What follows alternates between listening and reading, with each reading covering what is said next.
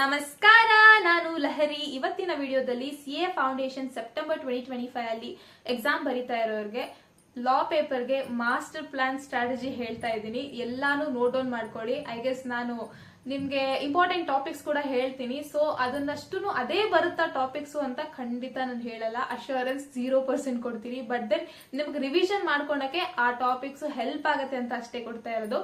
ಯಾವುದೇ ತರ ಅಶ್ಯೂರೆನ್ಸ್ ನಾನು ಕೊಡ್ತಾ ಇಲ್ಲ. ಬಟ್ ನಾನು ಆ ಟಾಪಿಕ್ಸ್ ನ ಫಾಲೋ ಮಾಡಿ ನಾನು ಕ್ಲಿಯರ್ ಆಗಿದ್ದೀನಿ. ಆ ಟಾಪಿಕ್ಸ್ ಮೇಲೆ ತುಂಬಾ ಫೋಕಸ್ಡ್ ಆಗಿದ್ದೆ. ಸೊ ಹಾಗಾಗಿ ಇವತ್ತಿನ ವಿಡಿಯೋನ ಸ್ಟಾರ್ಟ್ ಮಾಡೋಣ.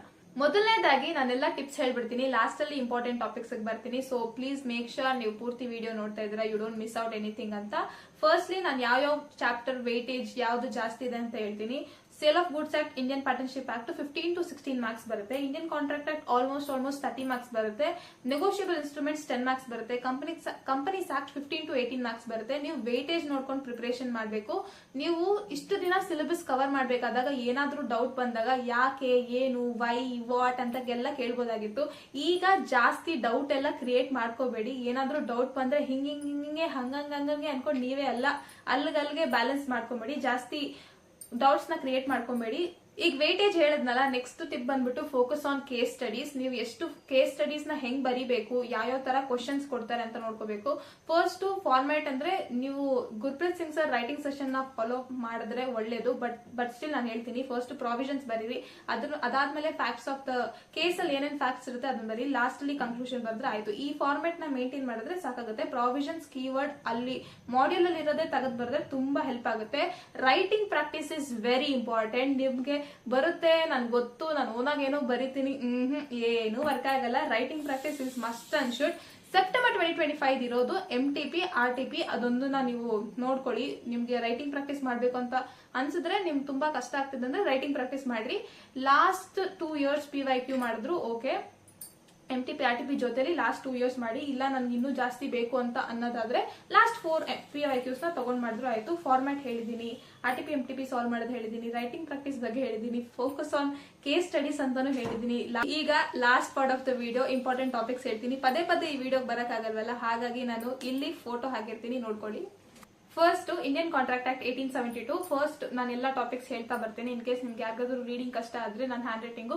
Consideration, next competency to contract, third point breach of contract, 4th point quasi contract, 5th agency and bailment, 6th minor, 7th quantum meruit, 8th contingent contract, 9th coercion, undue influence, fraud, ಮಿಸ್ಪ್ರೆಸೆಂಟೇಷನ್.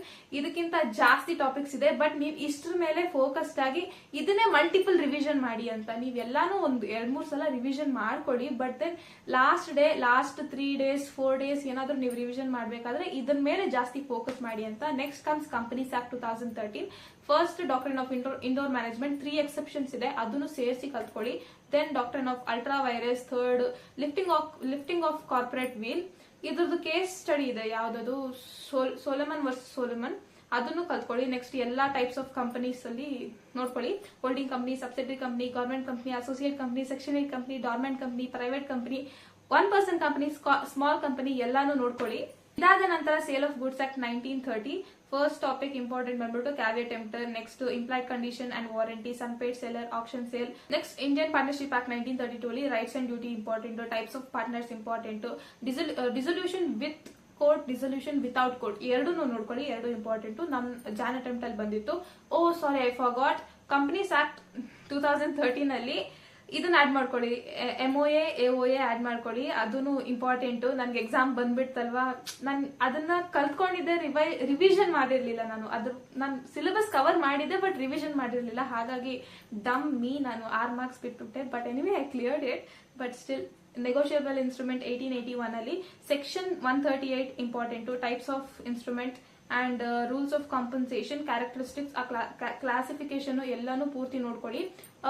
ಇನ್ನೇನು ನಾನು ಬಿಟ್ಟಿಲ್ಲ ಅಂತ ಅನ್ಕೊಂತೀನಿ, ತುಂಬಾ ಬಿಟ್ಟಿರ್ತೀನಿ. ಇದು important ಅಲ್ಲಿ ನಾನು ಬರ್ಕೊಂಡಿರೋದ್ರಲ್ಲಿ ಇದನ್ನ ಯಾವ್ದು ಬಿಟ್ಟಿಲ್ಲ ಅಂತ ಅನ್ಕೊಂತೀನಿ. ಸೊ ಇಷ್ಟೆಲ್ಲ ನೋಡ್ಕೊಳ್ಳಿ. ಇಷ್ಟೆಲ್ಲ ನೀವು ನೋಡ್ಕೊಂಡು ತುಂಬಾ ಚೆನ್ನಾಗಿ ರೈಟಿಂಗ್ ಪ್ರಾಕ್ಟೀಸ್ ಎಲ್ಲಾನು ಮಾಡ್ಕೊಂಡ್ರೆ 50+ ಆರಾಮಾಗಿ ಬರುತ್ತೆ. ಕಷ್ಟ ಇದೆ ಲಾ ಪೇಪರು, ಬಟ್ ಧೈರ್ಯವಾಗಿ ಬರೀರಿ. All the best for your preparations. Thanks for watching this video. Bye.